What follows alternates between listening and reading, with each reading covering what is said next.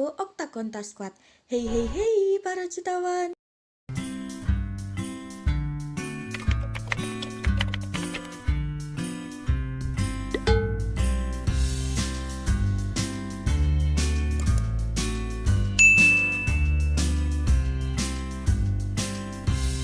Assalamualaikum warahmatullahi wabarakatuh. Hai para jutawan, jumpa lagi dengan saya Dianita. Nah, pada pagi hari ini cuaca sangat cerah ya teman-teman. Dengan cuaca yang cerah ini kita bisa menghirup udara dengan nyaman. Nah, salah satu faktor penentu udara yang sangat bersih berasal dari tanaman loh. Apakah kalian tahu bahwa tanaman menghasilkan oksigen dengan proses fotosintesis? Nah, pada proses fotosintesis, tanaman menghasilkan oksigen dan glukosa. Glukosa digunakan untuk cadangan makanan dan oksigen dikeluarkan melalui mulut daun untuk kita hirup sehari-hari.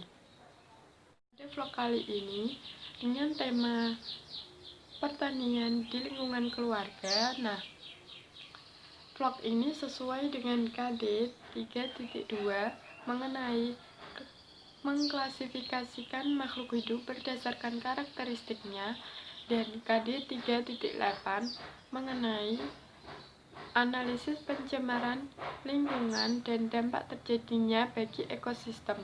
Nah, kedua KD ini dipelajari di kelas 7 ya teman-teman.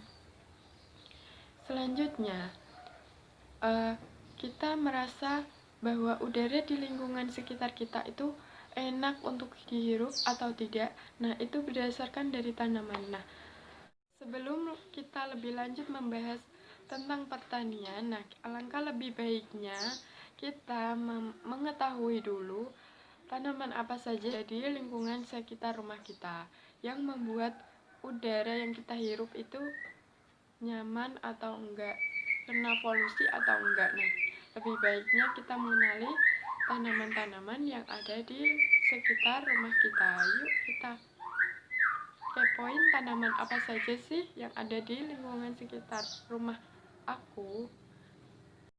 Pertama, ada tanaman alpukat yang berasal dari Meksiko dan Amerika Tengah yang kini dibudidayakan di banyak daerah. Tanaman ini memiliki buah berwarna hijau hingga ungu kecoklatan, dan tergantung varietasnya, buahnya bertekstur lembut dan berbentuk buni. Kedua, ada tanaman lidah buaya yang memiliki batang yang sangat pendek, daun yang sangat tebal karena berdaging, dan akar serabut. Yang ketiga, ada tanaman buah naga. Tanaman buah naga merupakan epifit, yaitu akar merambat yang menempel pada batang tanaman lain. Akarnya tidak panjang, tetapi bercabang. Batang dan tanaman buah berfungsi sekaligus sebagai daun, sering disebut kaktus tak berduri. Yang keempat, ada tanaman pepaya yang berasal dari Amerika Tengah yang berkembang baik di daerah tropis, memiliki ciri daun yang menjadi. Yang kelima, ada tanaman srikaya yang memiliki batang berwarna coklat muda, hampir menyerupai pohon. Akar tanaman sangat kokoh karena harus menopang pohon. Srikaya memiliki buah berbentuk bola atau kerucut seperti jantung, berwarna hijau disertai bintik putih ketika matang. Ada tanaman jeruk nipis yang memiliki batang halus tapi berduri dengan ketinggian beragam. Warnanya juga tergantung varietas. Daun panjang berkisar 2,5 cm sampai 9 cm. Bunga termasuk majemuk seperti buah jeruk nipis pada umumnya yang berbentuk bulat sampai oval kecil. Selanjutnya ada tanaman jeruk bali.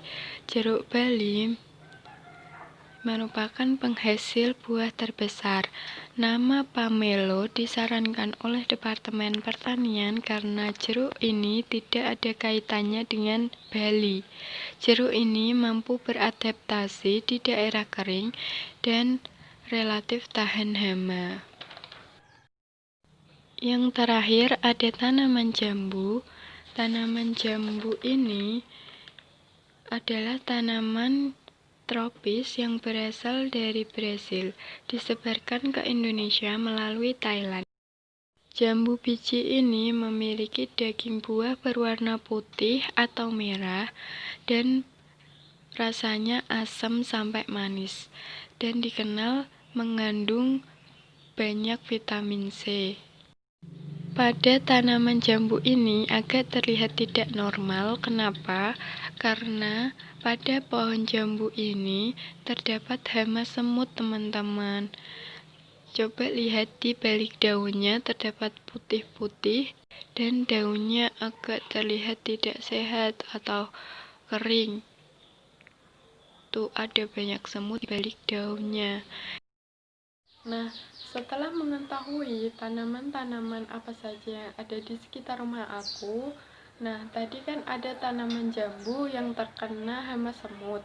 Hama semut dapat mengganggu pertumbuhan tanaman jambu itu sendiri. Nah, sebaiknya hama semut itu dibasmi atau dihilangkan dari tanaman. Nah, pada kali ini saya akan menghilangkannya dengan pestisida nabati. Kenapa saya pilih pestisida nabati? Karena pestisida nabati tidak mengandung efek samping dan tidak membahayakan bagi orang yang mengaplikasikannya. Nah, pestisida nabati ini memang tidak langsung memberikan efek ya teman-teman, tapi pestisida nabati ini tidak akan mencemari lingkungan seperti pestisida kimia. Nah, pestisida kimia akan mencemari lingkungan apabila pestisida kimia itu dipaparkan terus-menerus dan mengenai tanah, maka akan mencemari tanah. Nah, selain itu, apabila pestisida tersebut hanyut oleh air, maka akan mencemari lingkungan air dan biota air akan terganggu. Seperti itu teman-teman, jadi saya memilih pestisida nabati. Yuk kita buat pestisida nabati dari bahan dapur yang ada di rumah. Bahan-bahan yang aku pakai ada bawang putih, air, dan juga cabai. Setelah kedua bahan dihaluskan, aku tuangkan air ke dalamnya seluruhnya. Setelah itu aku tutup, didiamkan selama 3 hari. Setelah itu tuang ke wadah penyemprot seperti ini. Kemudian pestisida nabati yang telah dibuat tinggal diaplikasikan pada tanaman yang terkena hama. Ingat ya teman-teman bahwa pestisida nabati ini tidak langsung memberikan efek, tetapi harus digunakan berkali-kali. Selain itu, pestisida nabati juga tidak tahan terhadap sinar matahari, jadi penggunaannya lebih baik di waktu sore hari. Nah, seperti itu ya teman-teman para jutawan. Nah, sekian vlog dari saya. See you next vlog. Assalamualaikum warahmatullahi wabarakatuh.